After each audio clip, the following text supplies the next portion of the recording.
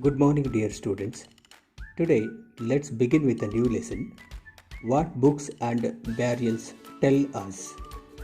Students, one of the oldest books in the world, you may have heard about the Vedas.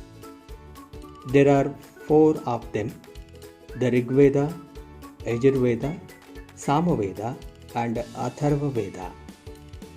The oldest Veda is the Rigveda, composed about 3500 years ago.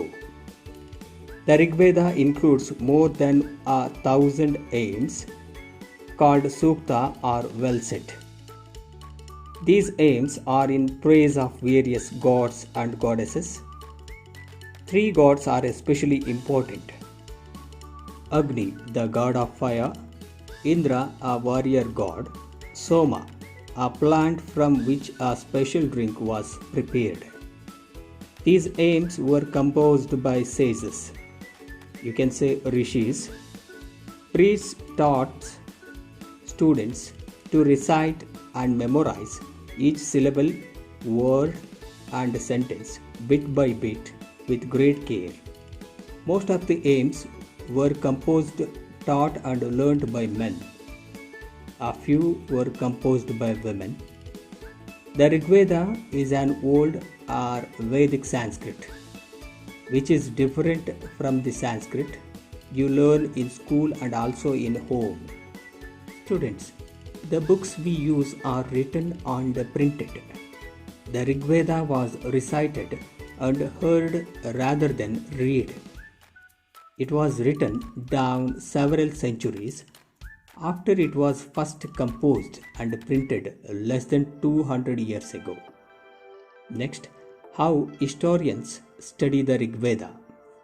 Historians, like archaeologists, find out about the past, but in addition to material remains, they examine written sources as well. Let us see how they study the Rigveda. Some of the aims in the Rigveda are in the form of dialogues. This is part one such aims, a dialogue between a sage named Vishwamitra and two rivers that were worshipped as goddesses. There are many prayers in the Rigveda for cattle, children, especially sons, and horses.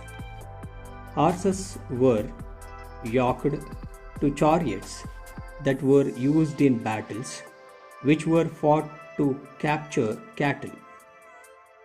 Battles were also fought for land, which was important for pasture and for growing hardy crops that ripened quickly, such as barley.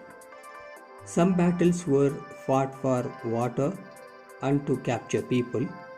Some of the wealth that was obtained was kept by the leaders, some was given to the priests, and the rest was distributed amongst the people.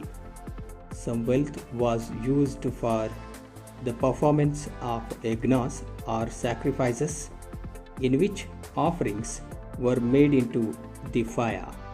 These were meant for gods and goddesses. Offerings could include ghee, grain, and in some cases, animals. Most men took part in these wars. There was no regular army, but there were assemblies where people met and discussed matters of war and peace. They also chose leaders who were often brave and skillful warriors. Students, in the Rigveda, some of the words used to describe people. There are two groups who are described in terms of their work: the priests, sometimes called Brahmins, who performed various rituals, and the Rajas. They did not have capital cities, palaces, or armies, nor did they collect taxes.